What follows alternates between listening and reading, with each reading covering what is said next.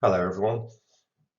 This is an overview of the ePortfolio system replacement project, and it's designed to be an information pack for staff and managers within employee provision who are inevitably going to be impacted by the change. And this should just give you more information, a bit of background info into what's going on, why we're doing the change, and what to expect out of it. We're going to start with the mission of the portfolio project replacement, which is to say what its underlying purpose is. So the mission of the project is to support apprentices and the staff that deliver to and manage those apprentices by providing access to modern systems that are aligned with the needs of today's learners. And that mission is designed to reflect the fact that the current system has fallen behind in terms of the most modern and up-to-date systems with newer capabilities that are available on the market, and also to say that it lacks a lot of integration with the other college systems, which we'll cover more in the following slides. And the follow-up to that mission, the second part of the mission, is to enable all of this by providing an exceptional integrated industry-leading ePortfolio system, and also crucially the support that apprentices and staff need to use it effectively and efficiently. This next slide is an attempt to fit the entire initiative on a single page and to explore the whys, the hows, the whats, and just to provide the overview of the whole thing on a simple single slide. So why is it that we are considering changing the ePortfolio system? Well, the why of this initiative is that we aspire to deliver the highest possible quality learning experience for our apprentices, and also to be able to track, manage and support them effectively to manage their outcomes. So that is the why. That is the why we're doing it. And the how is that we're going to offer a new integrated ePortfolio system that is simple to use, intuitive, reliable and well supported.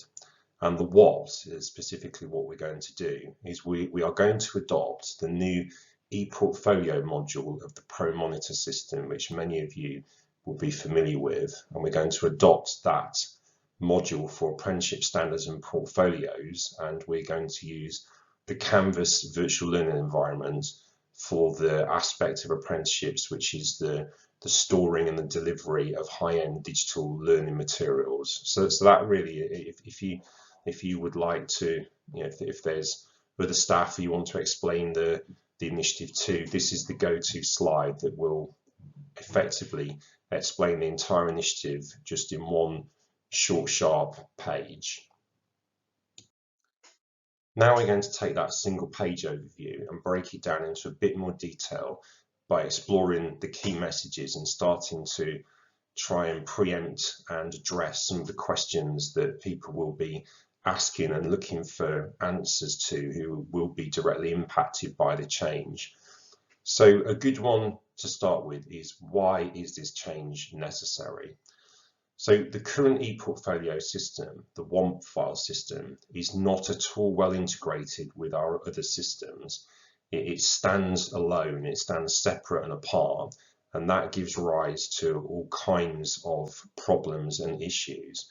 So it does cause poor quality data, because data is held in both the one file system and the Pro system, and it can be held elsewhere as well. So anywhere where you've got data stored twice, it inevitably over time will have a different value on one or the other systems, and it will get out of sync.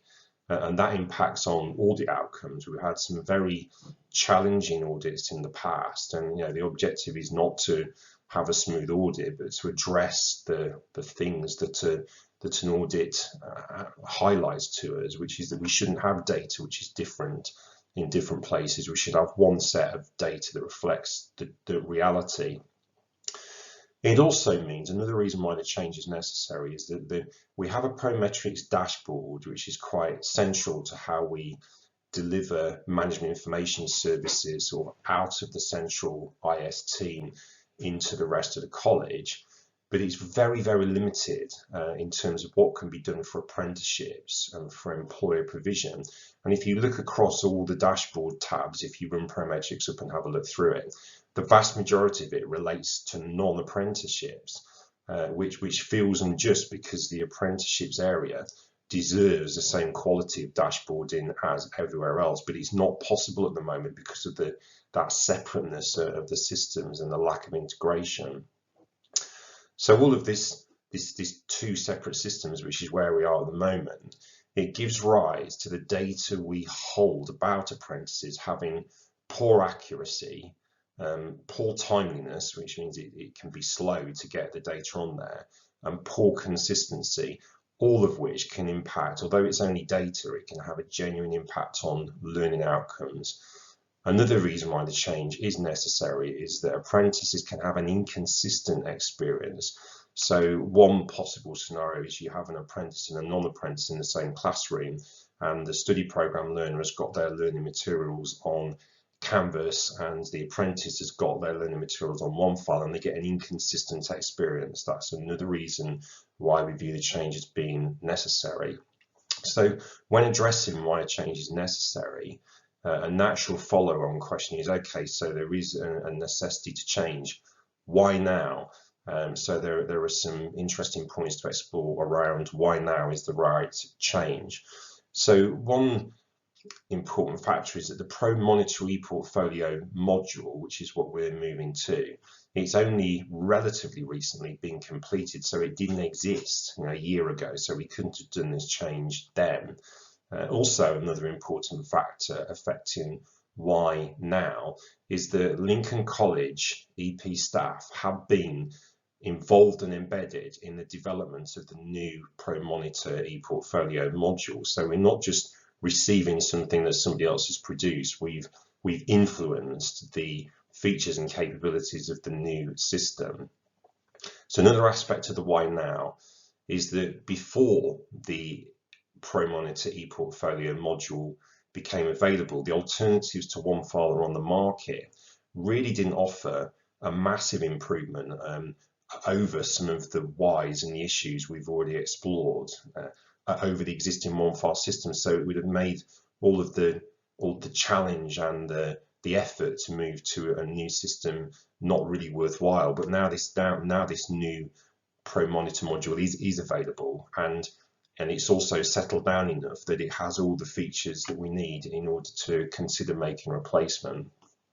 Another aspect of why now is that in the academic cycle, it's August and September when we tend to get a large number of apprentices being recruited, and so by getting it in place from now over the summer, we'll be in a position, a natural position in the academic cycle to take those new recruits into the new system rather than the old.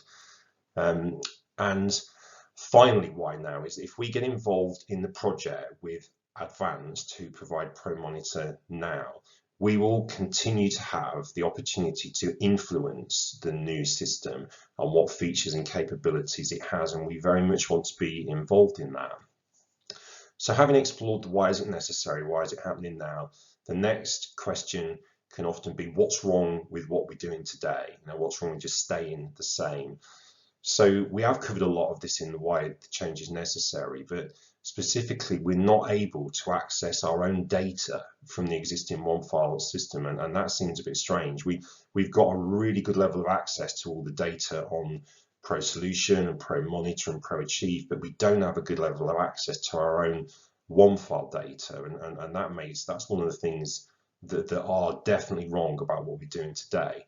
And that in turn leads on to this issue where we can't provide Prometrics dashboards and information and data to staff and managers within employee provision to the same standard as we can for study programs HE and adult learners, and that's inequitable. We're providing better management information for 3/4 of the business, but not for EP. So what is wrong with what we're doing today is that apprentices can have that inconsistent experience compared to their non-apprentice peers. Also, the existing system is very expensive and it's poor value for money. And although that on its own wouldn't be enough of a reason to make a change, it certainly is a factor alongside everything else.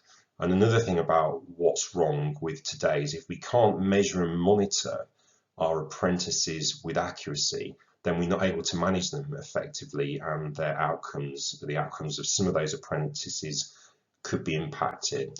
And then the final question, what will happen if we don't change? Well, if we don't change, we're not going to maximize our outcomes, specifically overall and timely achievement. We won't be able to identify learners that need support and intervention to help them to achieve. There is a real possibility that overall satisfaction of our customers and stakeholders, the learners and the employers, will be lower. We'll continue to have those time-consuming and challenging audit experiences, which are underlying problems and issues in inconsistent data, which will just stay more or less as they are if we don't affect a major change. And lastly, if we don't change, we are going to fall behind other institutions who do seize the opportunity to move on to modern, usable, user-friendly, integrated, high-end systems for engaging with apprenticeships. So hopefully this slide is a bit more detailed, but there are 4 key questions that often get asked when we start to explore why a big change is going to take place. So we're now going to move on to have a look at the overview timeline for the ePortfolio replacement project. And it is quite important to stress that this is a provisional high-level timeline. This is very early doors with this project, and hence the finer detail of the project plan has not been established yet, but it was felt that it was important to get the message and the comms out to staff as early as possible, and that means that this is still being shaped up. So at that broad level, where we are now in February, the new contract has been agreed with Advanced, who are the provider of the ProMonitor ePortfolio module, and we've also opened up negotiations with OneFile to discuss the running down of that contract. That's the first stage, and it's happening now. And also in February, that's not on the slide, we have ELT approval for the spend that's necessary to enable this project to take place. So fast forward to April, and on April the 1st, that is the date when the OneFile year-long contract starts. So as of April the 1st, we'll roll into a different contract, which, if we get the negotiations right, will reflect the fact that the numbers of apprentices will go down over the course of the next year. And also around about that time, the new system will become available for people to log on to, have a look around for training and demo purposes. Moving forward through May, the CIS development team are very important stakeholders and partners in this process. They will be doing work to configure and set up the new system, and they'll also be looking at what migration strategy might be possible for existing learners on the OneFile platform, and I'll address that issue a bit more on the next slide. So from July onwards, new apprentices that join us will be joining on the new system rather than the old, and certainly by the time we get into August and September, then the bulk of recruits that we see, that peak of recruits in at that point in academic cycle, will all be going on to the new system. So September, the new system is live and in place, but the old system will still be there. OneFile is not going to be switched off anytime soon. And so that is a brief overview of the timeline. Apologies that it is very high level and it's very provisional, but as more becomes known about this, we'll keep up the communications and we'll get more information out to you. So this is my last slide, just to explore some questions that might have formulated while you've been watching this, and hopefully provide you with the answers as well as I can at this stage in the project. So one question is, how will existing apprentices move to the new system? And the answer to that is we don't really know yet. It's very, very difficult to get data out of OneFile. There's also lots of portfolio evidence, videos, sound clips, which are kind of a hard format of data to move, even if you have got data access. It might be that no migration strategy is possible, but I hope that that isn't the answer.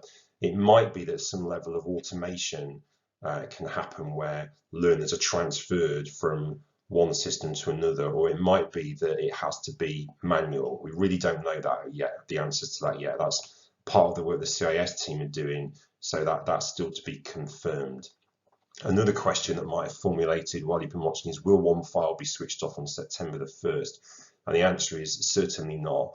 So the contract starts again from April the 1st, and we will be negotiating a contract for certainly the next 12 months from April the 1st to the 31st of March the following year. So one file isn't going anytime soon, but we don't want new recruits and new apprentices going on to one file from that point in the project timeline that we've had a look at.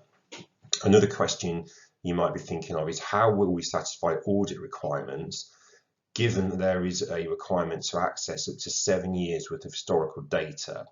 And the answer to that question is that beyond the contract with one file that sees the running down of the numbers, there will also be a read-only contract that once we do shut it down, we'll have read-only access for 7 years to look at the existing data in line with audit requirements, and that's something we're talking with one file about at the moment.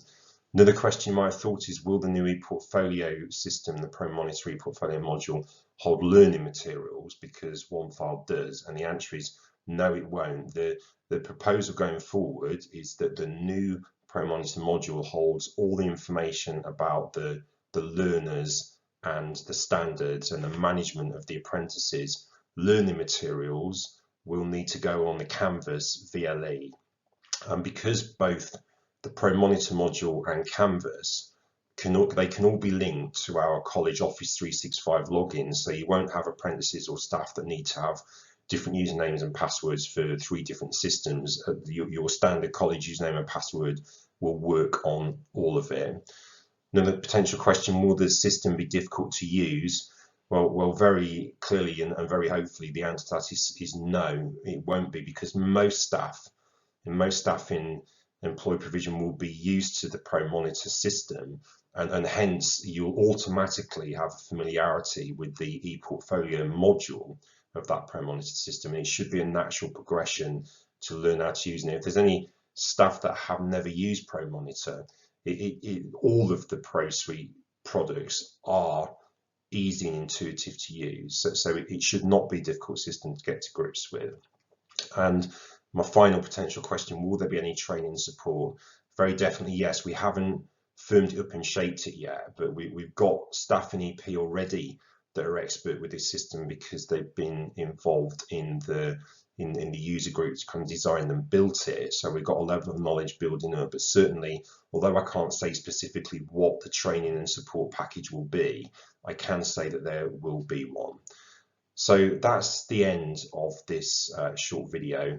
I hope it's given you some information about the change, about why it's necessary and what we hope to achieve and how long it's going to take. And certainly I will be doing my very best to help and support all the staff in employer provision and indeed all the apprentices to make this change as smooth as possible, and to make sure, importantly, that in the future the apprentices and the employer provision division have access to an equitable set of systems and processes in exactly the same way as the other parts of the business. And I think in a nutshell, that's what this is about. It's about ceasing the current sort of 2 states where employer provision lags behind the rest of the business in terms of the systems and processes and the management information it can access to run itself effectively and efficiently,